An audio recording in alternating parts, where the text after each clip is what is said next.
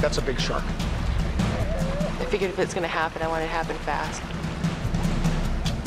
I hope it doesn't bite my leg. I hope it just sinks its teeth right into my heart. And bang, it's over with.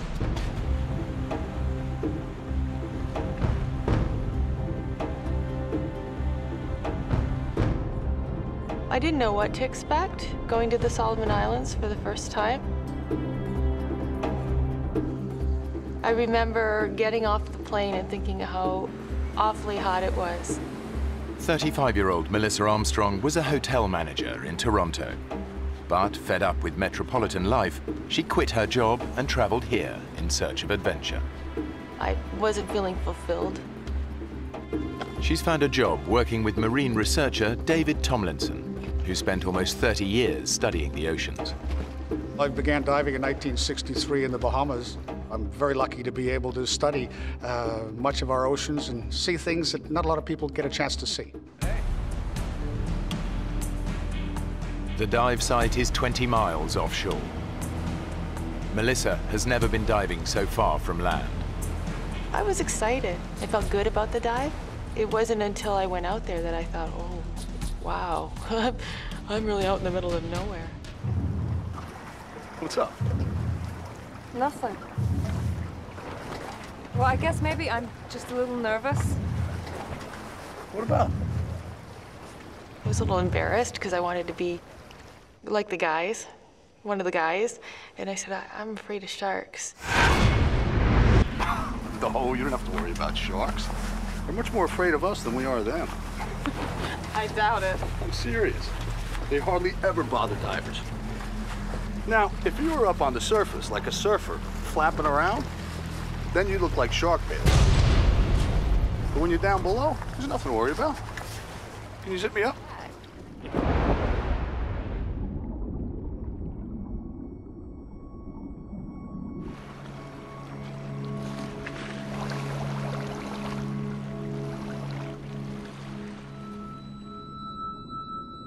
The dive was completely different than anything I'd ever experienced. It was amazing. We started going through this white haze. It was quite dreamlike, and there were bubbles funneling up around us coming from the vents of Kavachi. The volcano is out of sight beneath the divers, far deeper than they can safely descend. All they can see are clouds of sulfur dioxide rising towards them from below. It was such an amazing celestial scene. It was just breathtaking. After 30 minutes, the divers surface. That was amazing, wasn't it? It was awesome. The weather has changed dramatically. The dark cloud David spotted earlier is now above them. God, it's really choppy now. Yeah.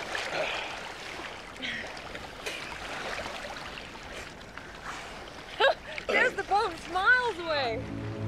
Hey! I said, David, why aren't they turning around? And he couldn't answer that question. You're yelling, you're screaming at the top of your voice. Why isn't he looking? We're here. Can't you see us? One of them makes a desperate attempt to locate the missing divers, but he has no idea just how far away they are now. With the fuel tank almost empty, the boatmen have no other choice but to return to the island to get help. Guys! Go! It happened quite quickly. We watched them disappear, as if the sea swallowed them up. I said, David, this is bad. This is really, really, really bad. Hey! 20 miles away, the boatmen get back to the island and raise the alarm. Lost 2 divers out there. The locals know the seas around here well. They've all heard the stories of giant hammerhead sharks preying on fishermen. They know they may not have long, and search parties race out on the hunt for the missing divers. David and Melissa can only hope that help is on its way. But with each passing hour, they're getting more nervous. In the Solomons, there's a phenomenal amount of sea life there. My biggest fear at that stage, I believe, was sharks. I'd imagine them circling below us. This big mouth coming up and tearing into one of us. I felt David, he pulled me to the right, abruptly. David! David, what are you doing? I pulled back and he pulled me, and I'm like, what? It was coming straight at me from the depths, literally, from what I could see, straight at my face.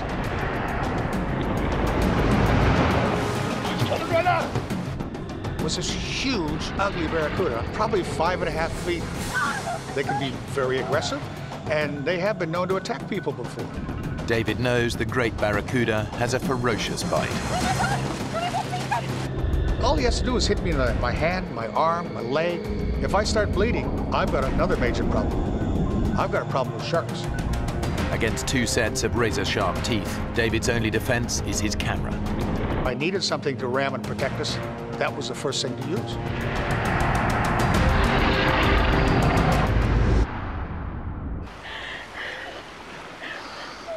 It circled around us and then it went off.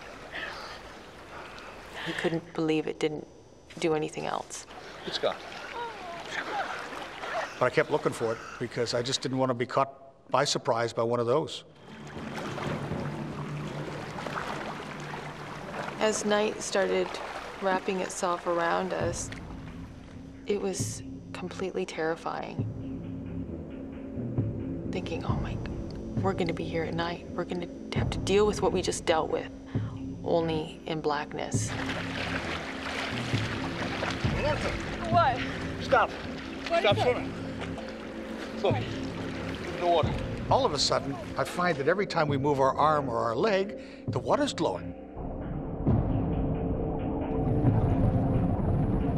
Wow! The mysterious light is caused by microscopic plankton in the water. Any sudden movement makes them glow. Stop. Stop. But it's beautiful. Yeah. We move, we get seen, huh? That really stopped us from swimming because I said, Melissa, we can't keep swimming now because we're going to, it's lighting up around us. Something's going to see us. But when the divers stop swimming, their body temperature plummets. I was just shaking so hard. I was so cold. You've got nothing to stand on. There's nothing to sit down on. I just wanted to be out of the water. I wanted something to float by so I could climb on top of it so that I wouldn't have this pressure on my body because it was so consuming and uncomfortable. David and Melissa have been adrift in the South Pacific for over 12 hours. Trails of luminous plankton have made them stop swimming. Whatever's causing the flashes now, it's not them. Oh my God! What was that?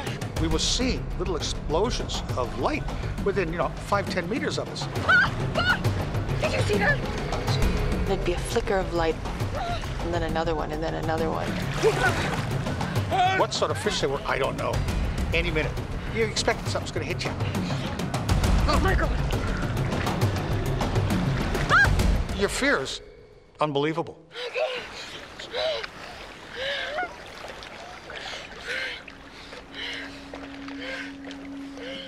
The night was the most stressful time I've ever had in my life. It was as far as your emotional lows are concerned, that'd have to rank up there with them because it's, I've never been so hopeless. The exhausted divers are only 4 miles from land. But for David, this is the most terrifying part of the entire journey.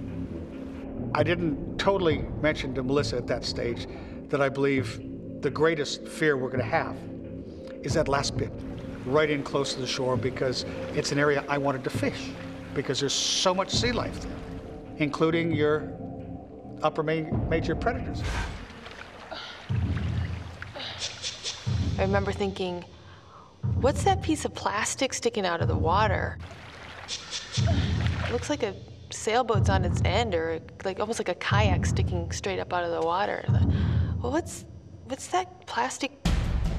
Oh, David! David! It's a shark. What? I saw a fin. Oh my God! That woke me up. What? I said, did it sort of look like this?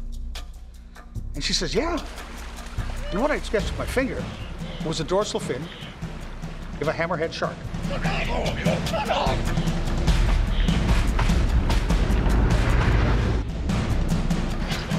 That's a big shark. I figured if it's going to happen, I want it to happen fast. I hope it doesn't bite my leg. I hope it just sinks its teeth right into my heart. And bang, it's over with. This was my greatest fear. You're just hoping that that shark isn't hungry.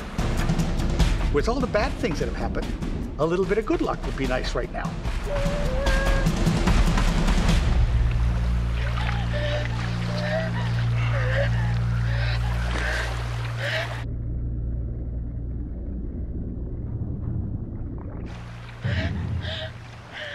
The hardest problem is that you know it's still nearby.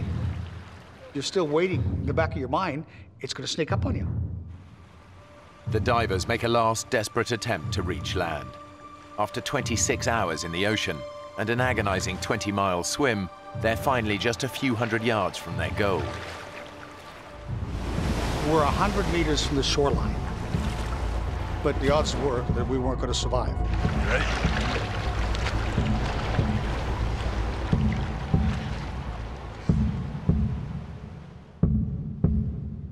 And I just happened to turn left, and I don't know why I turned left and looked. And then I heard him say, "I'll be damned. There's a boat."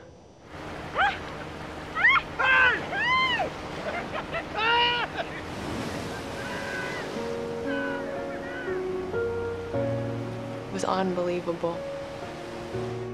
It couldn't have been at a more beautiful time.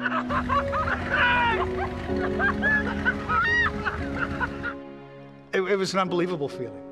Absolutely unbelievable feeling. Because then it was just like one of the heaviest weights you'd ever have in your life lifted off your shoulder. Next thing I know, the boat's next to us, and they're pulling me out of the water.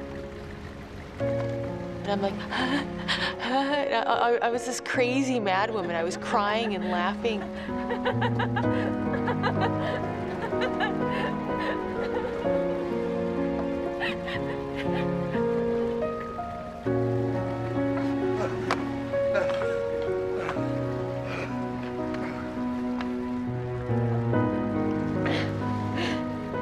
I kept thinking, I was just lost at sea.